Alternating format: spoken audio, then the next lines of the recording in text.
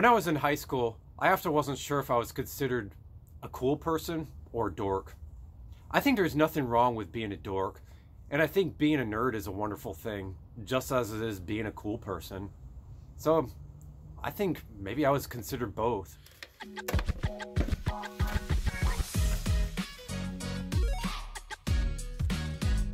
Well, I'm about to tell you one of my special interests that I had when I was a kid and as a teenager, and I'm not ashamed of it one bit because it brought a lot of enjoyment in my life then. I want to tell you about my special interest in being interested in electronics and electrical circuits. When I was a little kid, my sister got an NES for Christmas, and once she got it back in 1990 when I was 6 years old, my sister taught me how to play video games, and ever since then, when I was a kid, I was hooked. I was obsessed with video games. So you might be asking, what does this have to do with electronics? Well, if you're a child who grew up in the 80s and 90s like me, you most likely had an NES when you were a kid. The NES was a really well-built system except for one thing, the way they load games. You remember when you were a kid, you used to blow on the game cartridges, think that there was dust in them because the games wouldn't load after playing them for a long time? Well, it wasn't dust in the games. It was simply because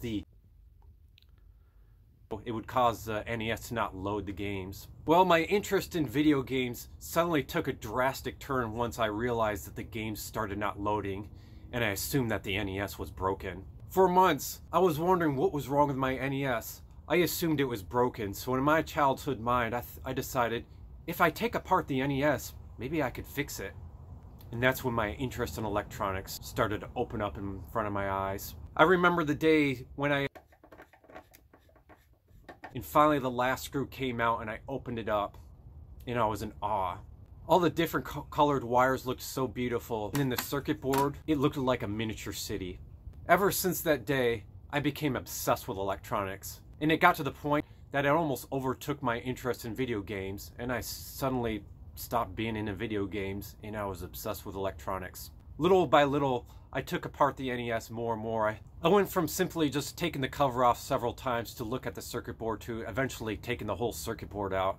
Eventually, it got to the point where I just assumed I couldn't fix the NES and it was broken, and then I ended up breaking it for real. It turned out all that time the NES wasn't broken, it just simply needed to be cleaned, but I ended up breaking it for real. Soon I started taking apart everything in my house. I took apart my mom's answering machine and ended up breaking that. I took apart my sister's Walkman and ended up breaking her Walkman. Boy, was she mad. I took apart radios, everything I could get my hands on, because I was just so fascinated with what it looked like inside, the way circuit boards looked. This was back when I was 8 years old. I even made my own circuit boards out of cardboard and got electrical components from Radio Shack. My mom would take me over to Radio Shack and we'd buy miscellaneous electronic components. You can get miscellaneous capacitors, resistors, all sorts of stuff at Radio Shack because that place was awesome, and it's too bad it went out of business. But I used to get miscellaneous components and make my own custom-made circuit boards. The circuit boards didn't do anything, obviously, but I just made them look like circuit boards, and that was fun. I remember going behind my mom's TV and looking in the back of the TV with a flashlight, being in awe of how big the circuit board looked like inside the TV. I remember lifting up the TV in an angle and almost making it crash onto the ground. Luckily it didn't, thank God, to look underneath the TV to see what it looked like in the back of the circuit board.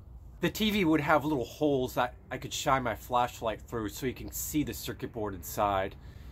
They were designed to vent out heat from components that would heat during operation, normal operation.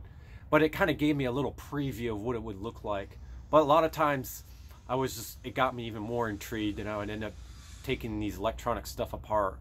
There was times my parents would get so upset with me. One time my parents were so upset that I felt so ashamed I almost wanted to kill myself because my sister was just so upset. She screamed at me and cried about how upset she was about me taking apart the Nintendo and breaking it.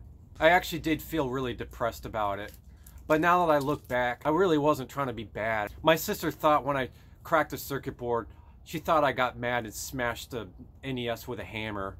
But I really didn't. I thought it was broken. And so I just was interested in circuit boards, and so I wanted to just take the circuit board out of the NES. But I still felt really ashamed.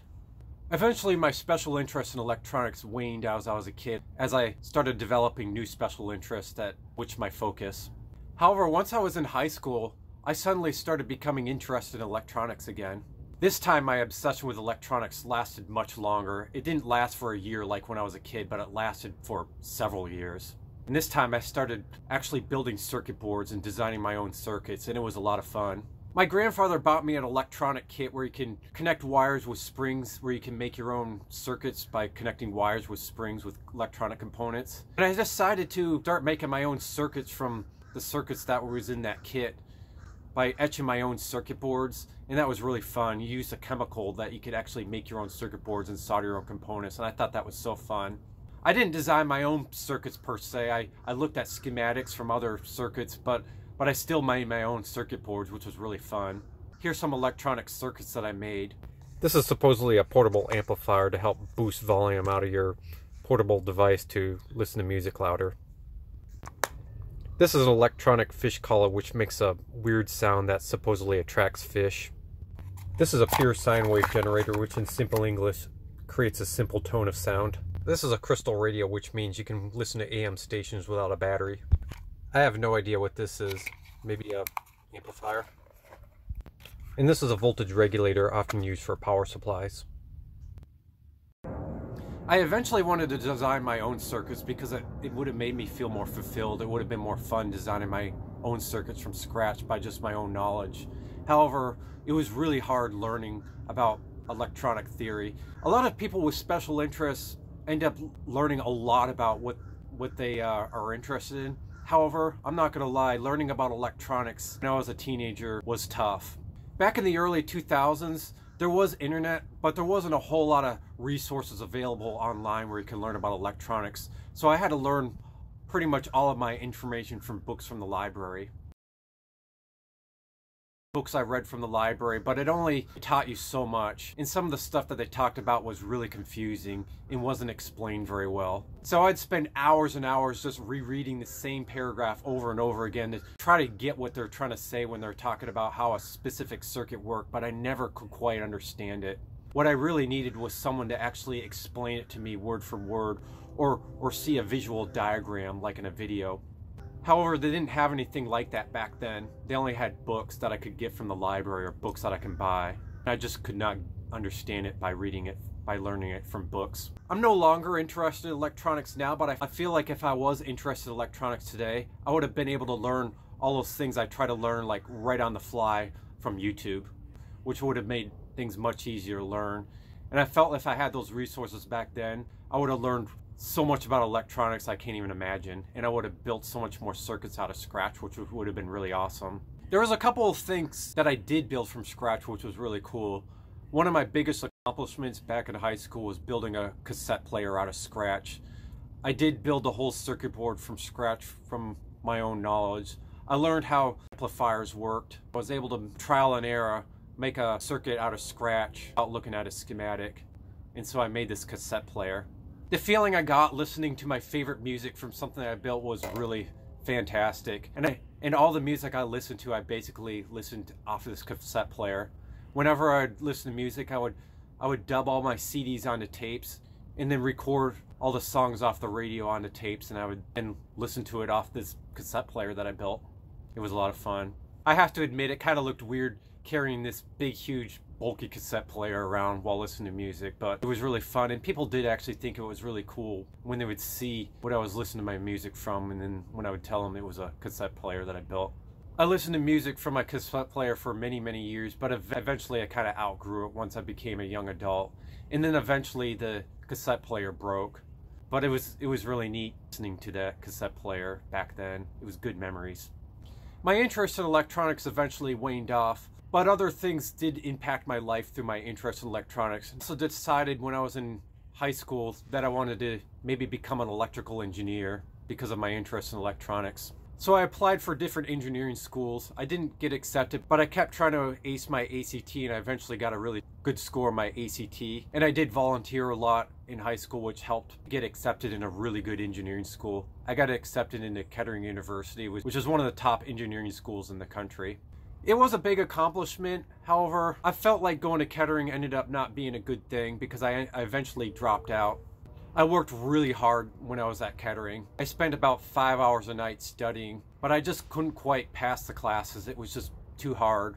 After all, I have autism and I have slow processing speed and I have ADHD, and it was just really hard to pass classes. It was hard to understand the professor, and it took me so long to do homework, and I just always felt burnt out. So eventually I decided to drop out and then follow my path that I was initially going to take, being a multimedia designer, doing graphic design work, doing animations, taking the art route like I originally was planned on doing. I was upset for a while for dropping out of engineering school, because not only I didn't complete the program and get a degree after putting all the work and effort into trying to do so, also $65,000 in student loan debt, which has made things hard. From time to time, I thought I should maybe get back into electrical engineering and finish my degree, but now I've come to the conclusion that I'm glad I'm not an electrical engineer. I came to the realization if I did electronic stuff as a profession, even if I made a lot of money, I don't think I would be as happy as what I'm doing now in my life. Being a creative person, being an artist, doing YouTube videos even, and working at a hotel, socializing with guests and driving around. I think being an electrical engineer would have burned me out all the time, and I wouldn't have been able to enjoy life to the fullest like I have in the past 10 years. I probably wouldn't have even met my wife. So I want to tell you something that I've learned from this. Autistic people have special interests, and we may become really passionate with these special interests and become really good at what we do in regards to these special interests. Sometimes these special interests and the talents we gain from these special interests will lead us to careers that we become really successful at. However, what I also want to say is that this may not always be the case either. You may also have a special interest that you become really passionate at, you love, and gain some really amazing skills at. But this may also mean that having a career in this sort of thing may not be the right thing either.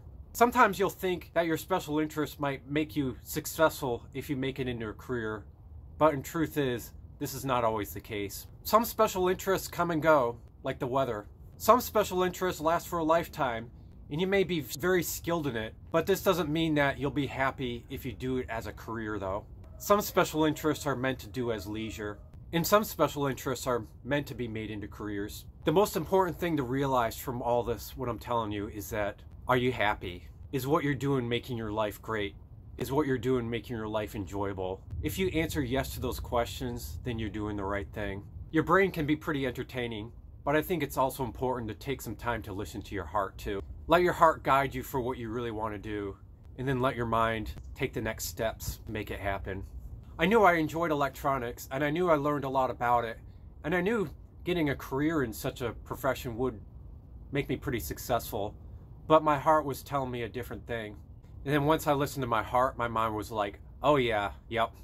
As an autistic person, if you have autism, I think it's important to be able to differentiate the two. Learn what type of special interests are there for simple enjoyment, and what special interests are there for not only enjoyment, but to help you advance your career as well. If there's anything you would like to say or share related to this topic, please share them in the comments below, as I love to read all the comments and answer as many as I can.